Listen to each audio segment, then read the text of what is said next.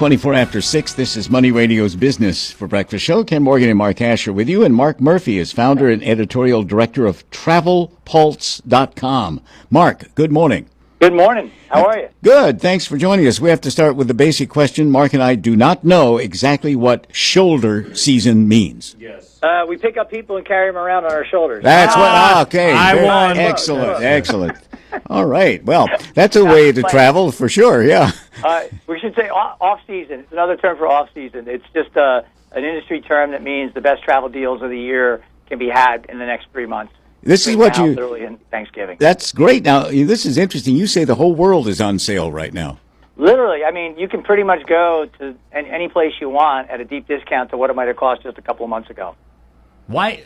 Just to entice the travel? Because I guess once kids go back to school, we kind of feel like September, October, all right, back to reality, right? The fun and play is over.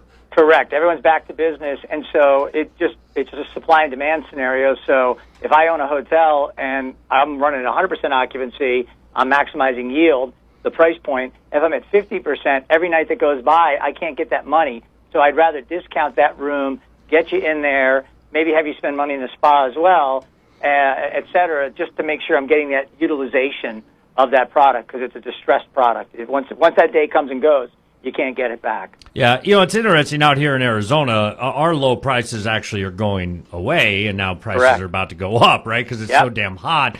We get what we call staycations, where you can go stay at a hotel for, I don't know, $60, $80, whatever, and then they've got the pool and the slides and all that. Are there other states that right now go into that lower season because of whatever? I mean, is it back east because the temps are about to drop? What is it?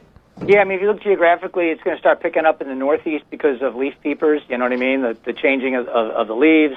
So that'll be high demand there. If you're going up into, like, the Northwest, it's starting to change because summer is their peak. So, you're going to get more of the rains and the darker days, so there's better value there. If you want to get out of the country and you want a warm destination, Mexico is super hot right now in terms of travel deals because of the value of the dollar to the peso, and some of the things that have been reported incorrectly about Mexico have dampened demand even further, to be frank, unfairly for the destination. So there's a lot of reasons to go south. There's a lot of reasons to go to other states. And again, it's really just about being opportunistic. For instance, if you were going to do wine country is really cheap, Sunday through Thursday. But if you come in Thursday through Sunday, you're going to pay 50, 60, 70% more. So sometimes it's just choosing the right days of the week. Mark, there used to be a company called Barefoot Cruises. I don't know if they're still around, where they handed you a paddle and a can of beans or something, and you went. But Windjammer, right? Windjammer. What about these river cruises? Why are they so popular now? Well, river cruises are popular because they bundle everything. So, number one, you can basically go into a village or a city like Vienna, get off the ship.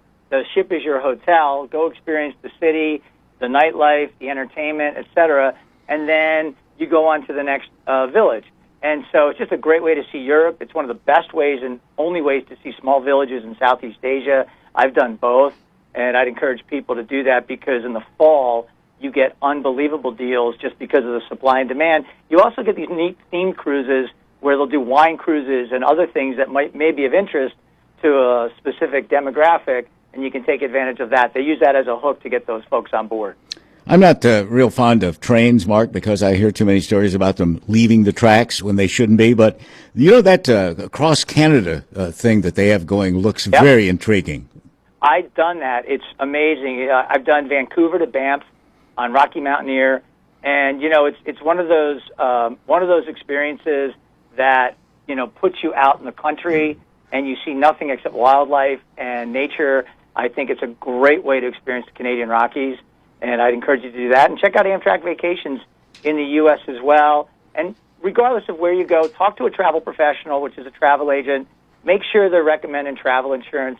I recommend to my employees that they get coverage. We use a company called Allianz Global Assistance to cover all of our professional travelers, and a lot of travel agents use them as well.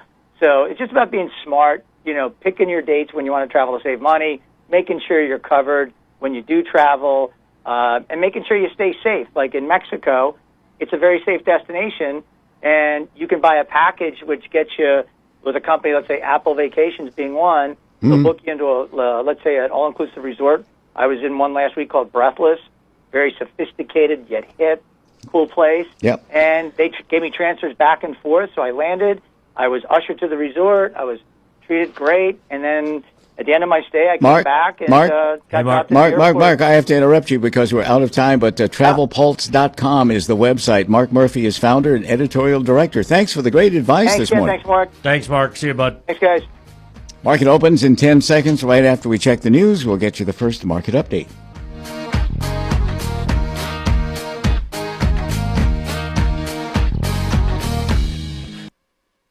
Once this storm is upon us, we're not going to be able to send emergency personnel out to save you. Bill Saffo, the mayor of Wilmington, North Carolina, with a dire warning. The outer bands of 110-mile-per-hour wind and rain from Hurricane Florence are moving onshore along North Carolina's coastline. Saffo's advice? Get out of the way. Go to higher ground. Still, there are locals who remain. Why? I wanted to stay here to be here with my family and ride her out. I've ridden out several. I've ridden out many. Some 1.7 million people are under evacuation orders. President Trump says the federal government is prepared for a potential disaster. The Pentagon is sending in